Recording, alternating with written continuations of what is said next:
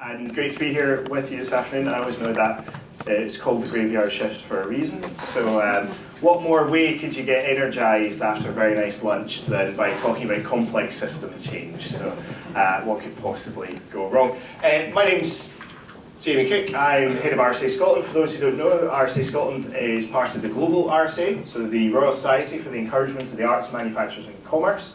It's an incredibly overused acronym, so we get blamed for lots of other things that other people are doing. But we're part of a think and do tank across the world. We have about 29,000 fellows in about 90 countries, just shy of 1,500 here in Scotland. We're involved in a very wide range of different areas of interest, social progress and impact.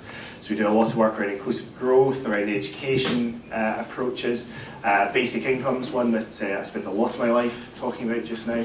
And actually one of the kind of underlying themes around how we start to approach complex system change, how do we start to look at leadership in ways to impact on change in the world. And I think this is an ideal space to be able to talk about this, because you are dealing with incredibly complex systems and challenges, but also, and I think this is what's been, from my perspective, really positive to see within the new priorities, looking at how they also impact on a wider discussion, not seeing this as a silo or an isolation. And I think that gives, for me, a very interesting space to test out some of these ideas and how we can take them forward in the most sustainable way. Of course, part of that is very much about the danger of buzzwords, and it's something we all do. We do it at the RSA. Co-creation, I've talked to you about co-creating a new approach to public health. Co-creation, I think, is one of the most empowering and stimulating ideas that's out there just now. The idea that we really bring together all aspects of society to design and develop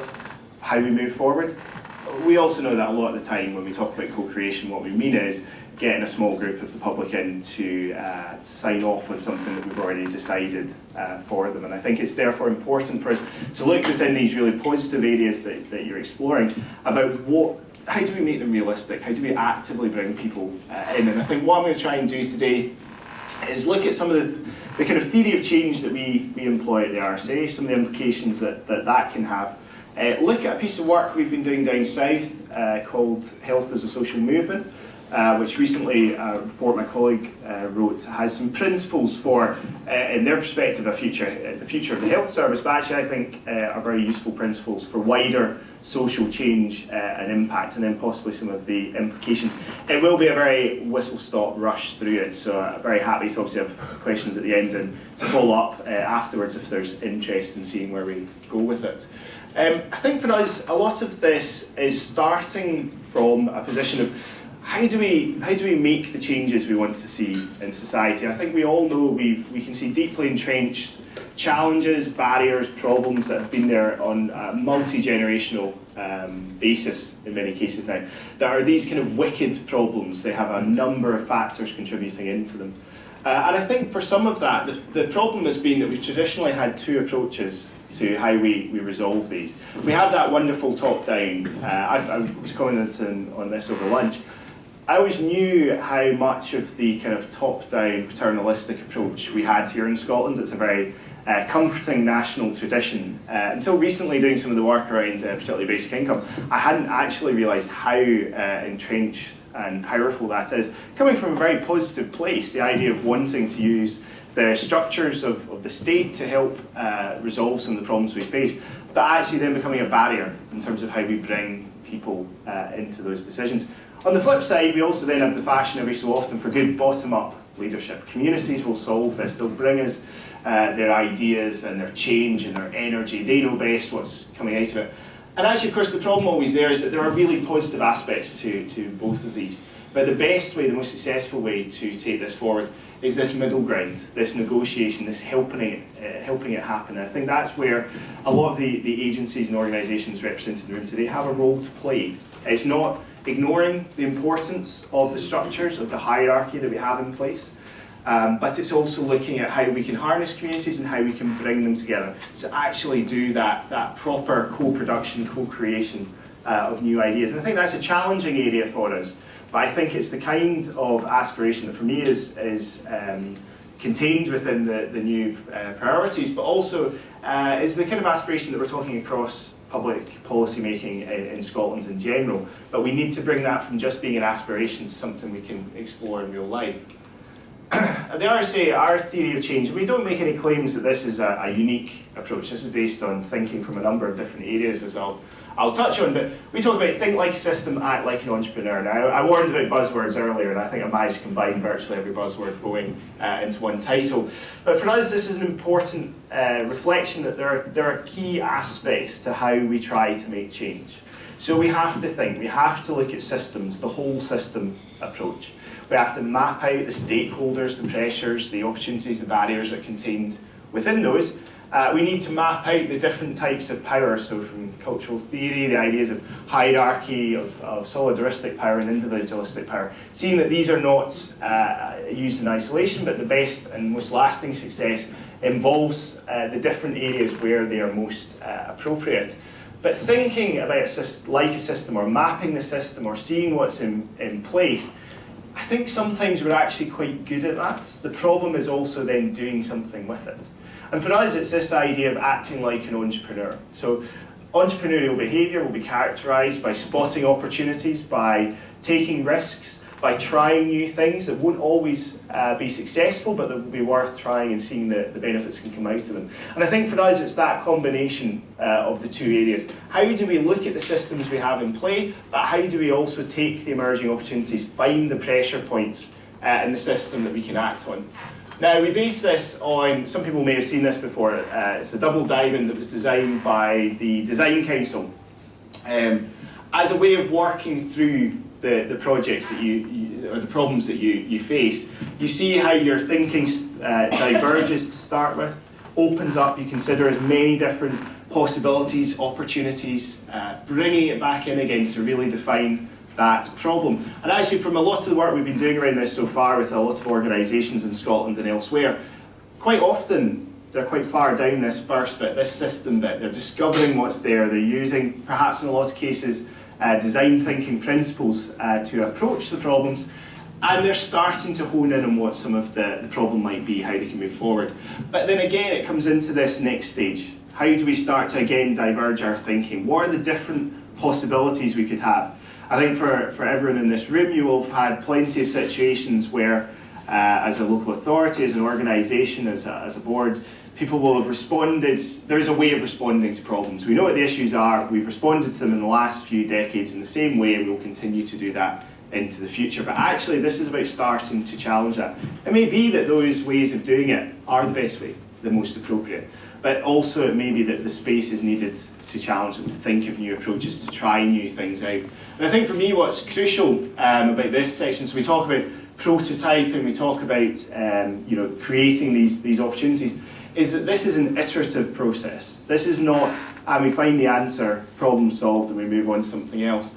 This process is repeated over and over again. It's a chance to, instead of feeling we have to find the massive big solution that solves everything in one go, we can find the elements to take us further along the path with it. Coming back, refining, testing out, sharing the knowledge. And again, I think with this kind of setting where you're bringing together different contexts across Scotland, but also spaces to share the learning and the opportunities that have been taken, it gives you that environment that you can test and refine within.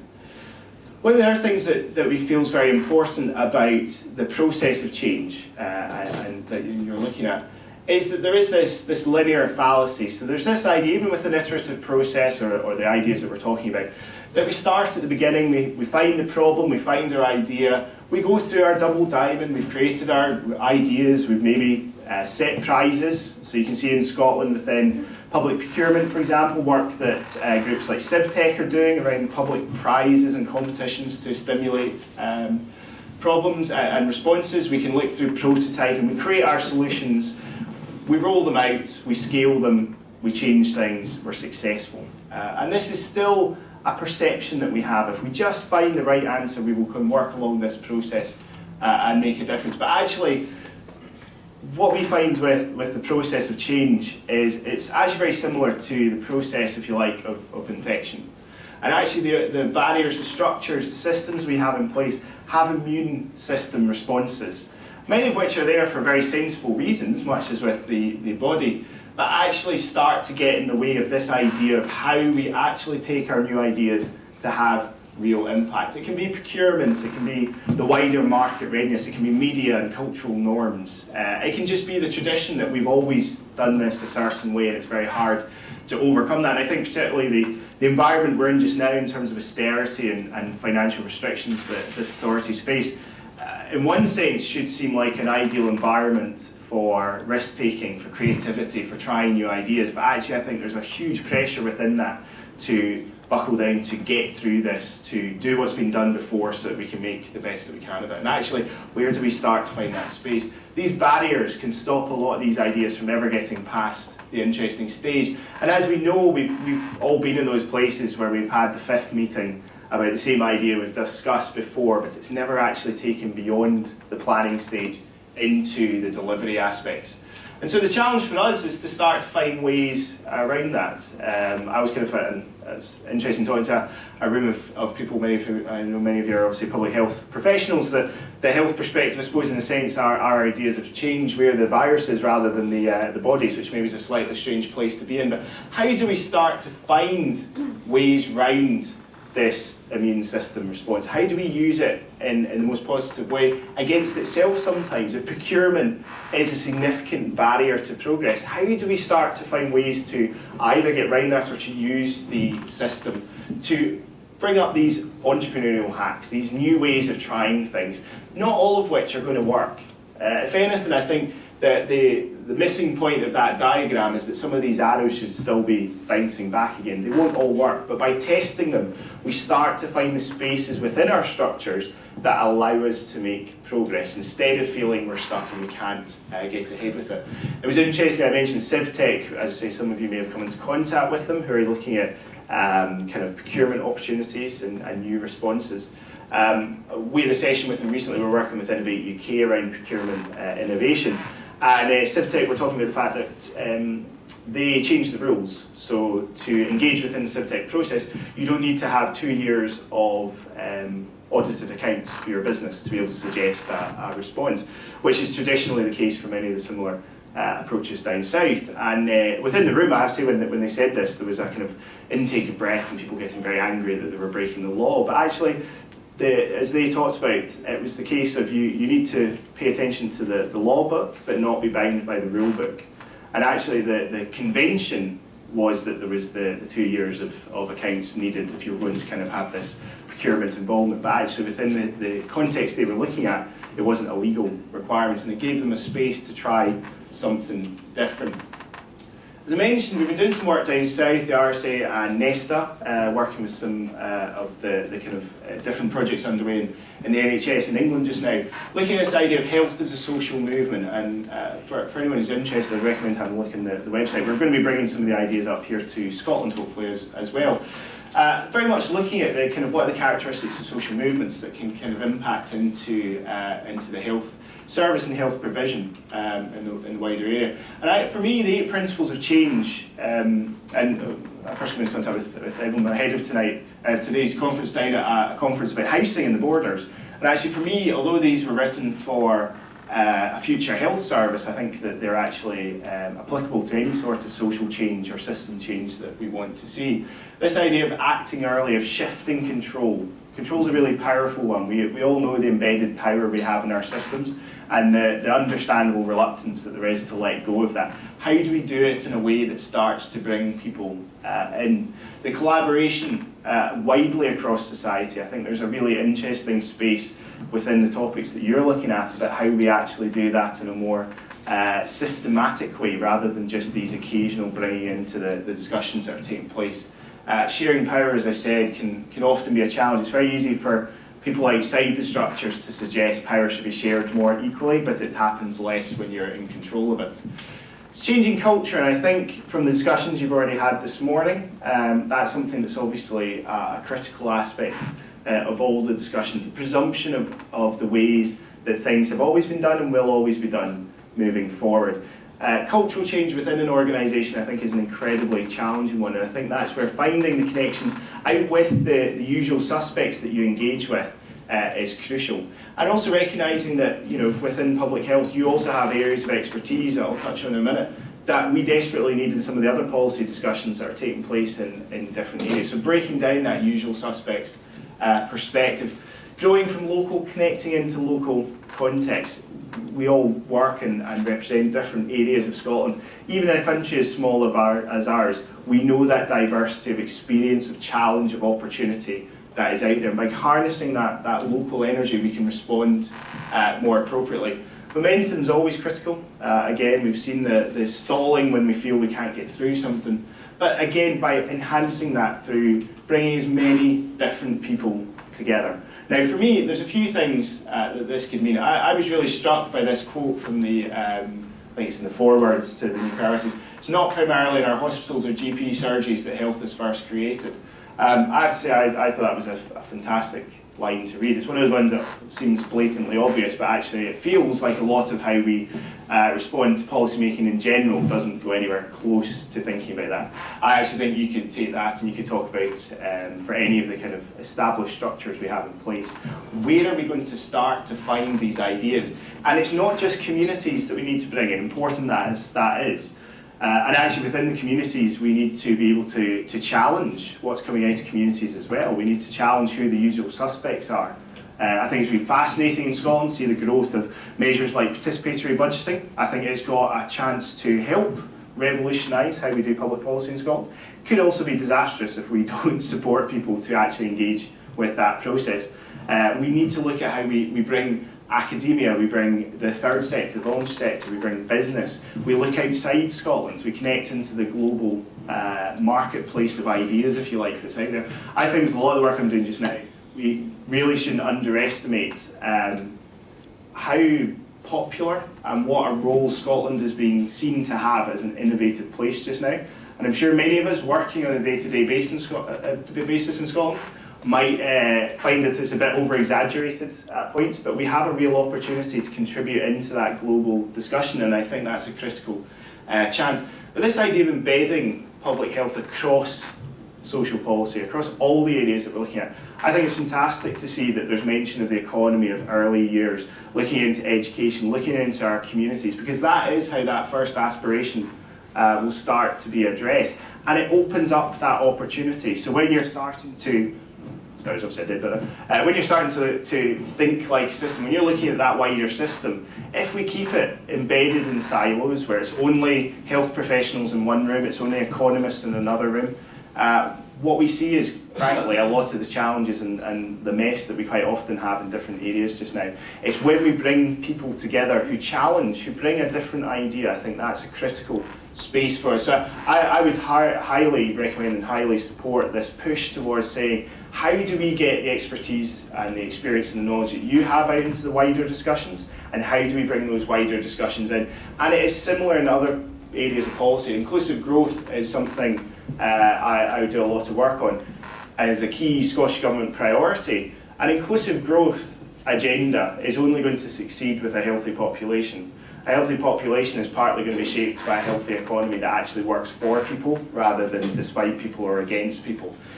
These are the conversations that need to be taking place, but I certainly have found from my experience of working in the inclusive growth field, I don't know the times that we've had public health professionals contributing into that debate. Where's that where's the split there? The basic income work I mentioned earlier, critical role for that, to have that public health voice. And I think this iterative design-led process is critical because it gives us the chance to take risks, but in a smaller way. We all know here in Scotland, we've had a long and proud history of being a small country that's led the world in a lot of ideas. It's made a huge contribution, but we also are pretty scared of taking risks. And I don't think I need to tell anyone in this room about that. I think we still have this natural reaction against risk-taking, against what if it goes wrong. And actually, if we can start to take a bit of the risk out of risk-taking, if we can start to have this process where, yeah, okay, this bit didn't work, but by learning from it, we've shaped where we go, I think we start to give ourselves a better environment from working forward. So for me, it's about thinking and acting. There's a reason that we deliberately bring the two into it. We've traditionally been very good at thinking, and we've traditionally been quite good at acting, but not necessarily combining the two at every point. And I think if we can start to bring that in through the kind of frameworks that you're developing with the priorities and with the work that you're doing, but then feed that out into wider social policy discussion in Scotland. I think that's where we have the chance to create the kind of healthier Scotland that certainly is the ambition of everyone in this room, but actually is an ambition shared across many other parts of the discussions that are taking place in Scotland, but perhaps are not coming into contact with the work that you're talking about. So thank you. Thank you. Jamie, I guess the sign of a good conference speaker is somebody that gets you to think, isn't it? So this is an expensive room to all come out today. You kind of really got my mind going, I have to say, from some of the things, and I know people are going to object to me that it's sitting on oversight boards, but I thought that analogy that you made with the immune system, how much are we just trying to reinvent the kind of same illness, and we're going to come across the same immune system? How bold and brave are we going to be in this kind of leadership challenge that we're being given, which is to really come forward with some really different and bold ideas. I really liked your kind of descriptor around the system thinking and the leadership challenge that we have. So thank you for that. I got slipped a kind of entertaining note as I sat here, which will amuse this audience. The water system in this building has gone down. So if you need the loo, I'm afraid I'm not going to be able to go here. I'm going to have to run across to Rosebery House, but I thought that was quite amusing from a public health kind of perspective. But Jamie, that's kind of really stimulating. Certainly got me kind of thinking around how bold and brave.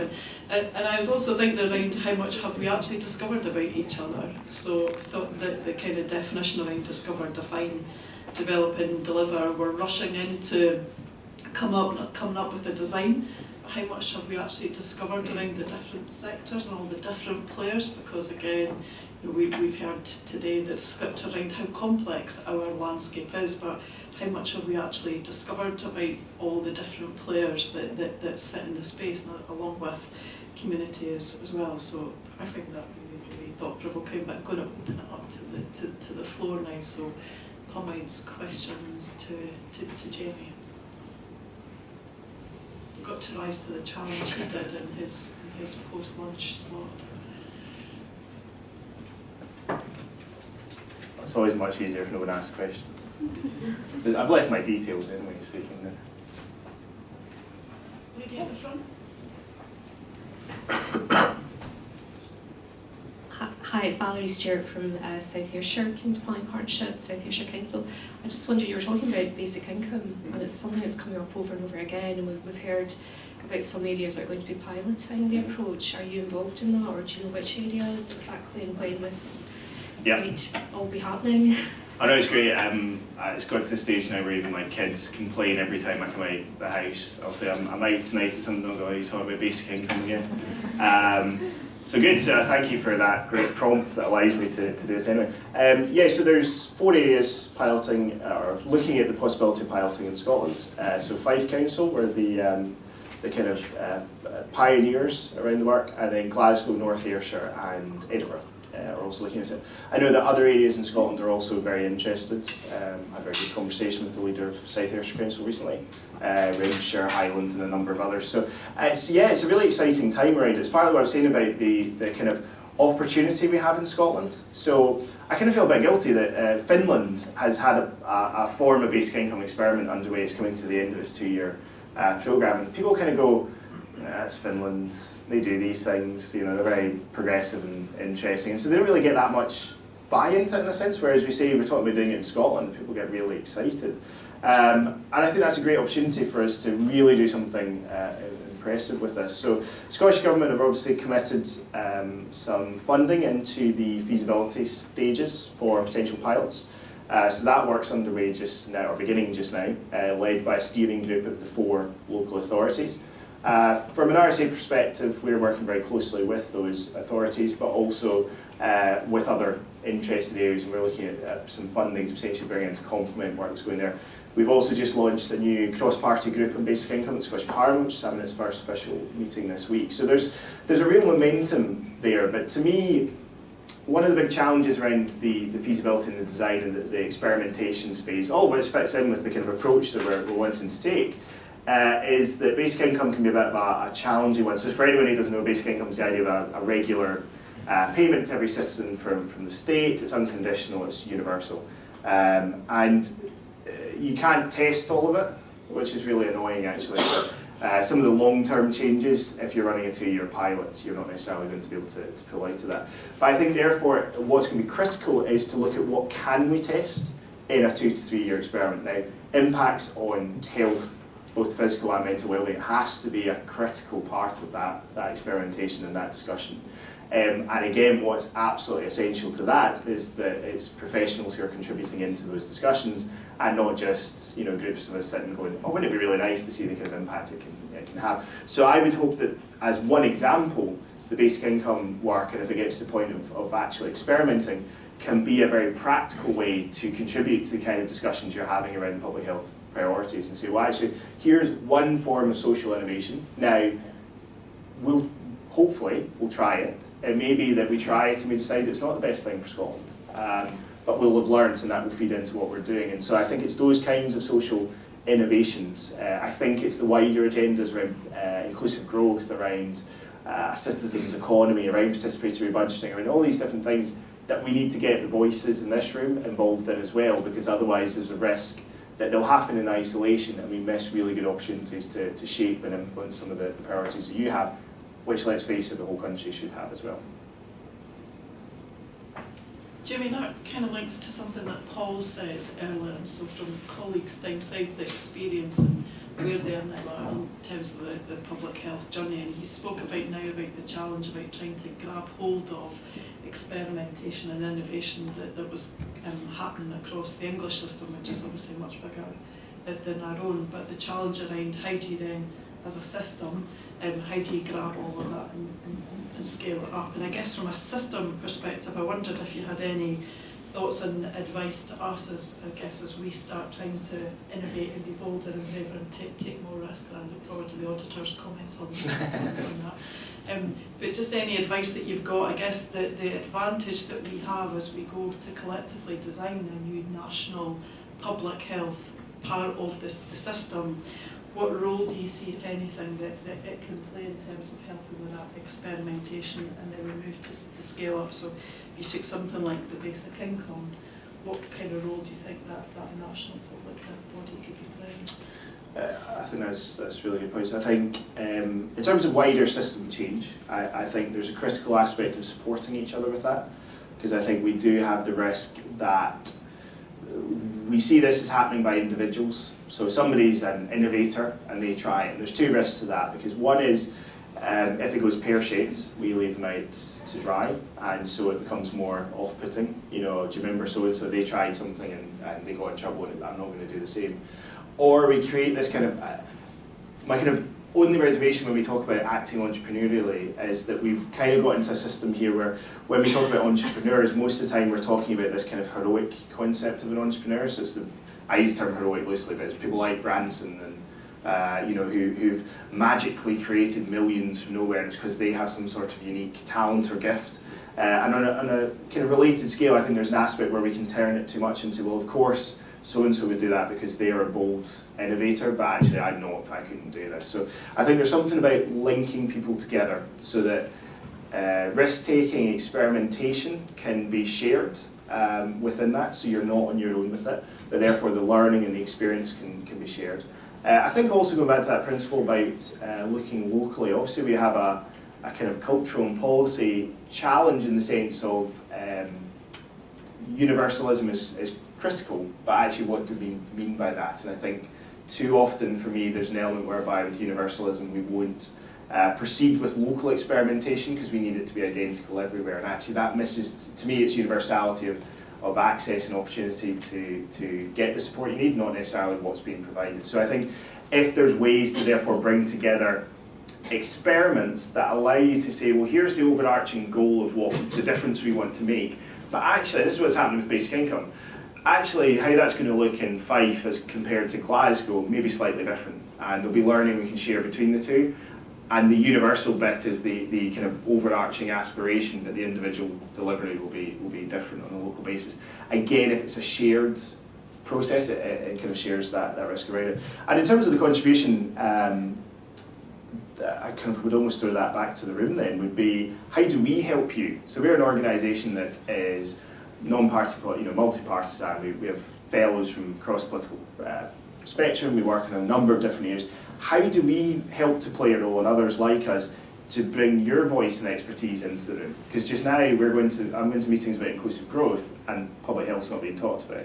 I'm going to meetings about education, and public health's not being talked about. Now that may just be my meetings, or it's important not to go too far back, and some of the people in the room will have a different experience. But actually, how do we bring you to those conversations as well as bring the conversations back to you? Because I think it is critical. Scotland still operates on far too siloed a basis. I was at something recently around inclusive growth where I was the only person in the room who was not from a local authority or a public sector body, because that was the people talking about inclusive growth. There was no one there from voluntary, there was no one there from business, That's the risk. So I don't mean to kind of try and run away from the issue altogether, but I think I would love to find ways that we bring the thinking, the work you're doing around public health into that wider discussion, because I think it's absolutely critical and it should all be joined up, but we all know it isn't just now. So how can we help you as well as you help us? Great. We'll give that some thought as we carry on through today. Any other questions for Jamie? Nope. Oh, sorry. Can I ask? Lorna Cannon from Perth. It's slightly connected just to what you were saying. I was wondering, given the discussions about systems thinking and changing our systems, and earlier about behavioural science, I was just wondering, as part of our leadership role, if it would be time well spent if we familiarised ourselves with some of these techniques, kind of globally, with all the different people that you're talking about, so there's lots of different perspectives, so that then when we're going out to tackle some of the challenges, we've got a good kind of grounding in kind of basic theories and principles. I think we've probably all muddled through lots of different things at lots of different times, and I'm wondering, as part of our leadership role, should it be that we've really got a good grounding in some of these to make the journeys a lot easier, or whether we don't want to tie ourselves up with all the theory, but actually if it's part of good planning, should that be something that we should be considering? I think that's a good point. I think, you touched on Paul's presentation earlier about case studies and examples. I think these are always critical. So, it's not about getting bogged down in particular theory. I think having the ideas of the principles and the process, I think, is critical. And again, I think that's where that chance for it to be a two-way process, also you to help shape that by saying, well, okay, so we've been doing some work around things like system originally with the Scottish Commission for Learning Disability. They were looking at it for their own kind of organisational perspectives, but that has then developed into a wider conversation around the Learning Disability Strategy for Scotland, the Scottish Government, and actually starting to use this kind of approach as a, so we use the immune system response to say, well, great, if you were to make a change to how the Learning Disability Strategy is delivered in Scotland, what's the responses you would get? And actually some of those are perfectly legitimate, sensible responses, but actually how do you then incorporate them or work around them? And I think that combination of therefore getting to try to get the case studies and feed them back in, it may be that something we need to look at is creating that kind of depository or space where actually there would be somewhere that you can say, well, actually I looked at this in my context and we find this was the response we got, or this is how it worked, which would create a kind of interactive space for people to make use of. But I certainly think getting engaged in that conversation as a leadership group will have a big impact in terms of how you can then engage and share that with folk you're working with as well. I think it's a really important point that you raise. When I became chief executive, my 9-year-old daughter said to me, what is it you do? And one of her classmates said, your mum runs Aberdeen. So that was quite nice, because actually my kids kind of looked at me as if I was something worth paying attention to for a change. But actually, out the mouths of babes, and that conversation really stuck with me about actually what is our role now. And there's a lot of what we describe in our systems. Young generation just won't recognise it. They don't recognise the boundaries and the labels. My 17-year-old is trying to establish what he's going to do. He's not got a clue, but he's certainly not using our professional knowledge. He's not restricting his vision to what he'll be by saying he'll be a public health official, he'll be a clinician, he'll be a local authority chief executive. It's just not part of their vocabulary. And my challenge to us is, let's stop describing ourselves in that way. So we are leaders of place. We do that through the institutions we inhabit. Those institutions will change radically over the next 10 to 15 years. They already are. And so I guess it's our fitness to lead. And I think you're absolutely right. There are some techniques of leadership, learning how to behave in a collegiate and a non-confrontational way. My point earlier on, it doesn't matter who wins in structural and institutional squabbles, you know, it's really about who we're here to serve. So I think there is something about our leadership, fitness for purpose, what that needs to look like in the 21st century, which should be that you know no organisational boundary. Like public pound draws us into accountabilities, and if you try and explain that to the man on the bus, it's absolutely impossible. So I think our leadership challenge is leading of place. Some of us have a geographical proximity, which is great. Some colleagues don't as they sit at national, but it's how do we come together. And so I think our leadership challenge is not to see that we play different roles, but how we come together around a place. But I do think there are some techniques. The system thinking feels really helpful.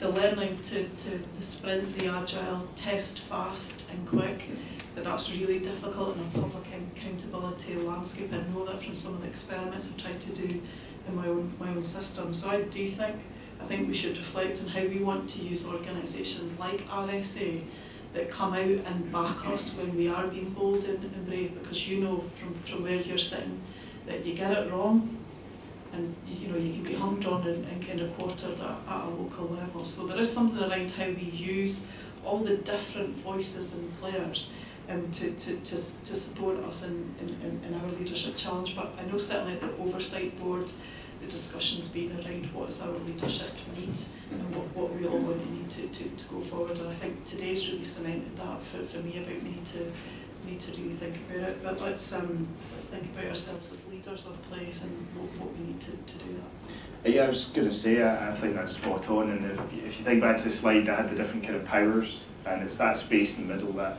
facilitative space, and there will always be things that, particularly from local authority level, you have to deliver. That's the job, and you have certain kind of core things to focus on. But to play that role of being a facilitator of you know, again, they're buzzwords, but it's not empowering because communities already have power. It's about giving them the confidence and space to make use of that. It starts to take away that risk that you have. You're actually there to provide the support and the space whereby communities and organisations can take a degree of risk because you believe in them enough to allow them to do so. And that then changes rapidly this idea of, you know, what form of leadership role you're filling. And if we can get that, I think it's a huge opportunity, particularly in a small country like ours. But the pace of change is going to be just phenomenal now. I mean, the kind of change that's taken decades before, where you know it's going to be months if we're lucky. And I think it's not just technology; it's going to be the attitudes, as you say, the expectations that people have, the language that's used. And I think our big risk is if we don't find ways to bring as many people into that as possible, then we see the challenges we've seen in other parts of the world where huge chunks of society get left behind. But if as a local authority and as statutory organisations and you know public-facing organisations, the focus is on how can we help others to come together with us to deliver this, then I think that's where you create a really positive space for innovation and risk and taking chances. Great. Oh, sorry, Mark, I'm behind again. I don't think I'm going to get back to So the I next understand too much. That's all. That's great. I think it's always a good sign of a good conference. Mark would be my excuse for managing and failing to manage the time. Jamie, thank you for a great contribution to today. Join me in thanking Jamie.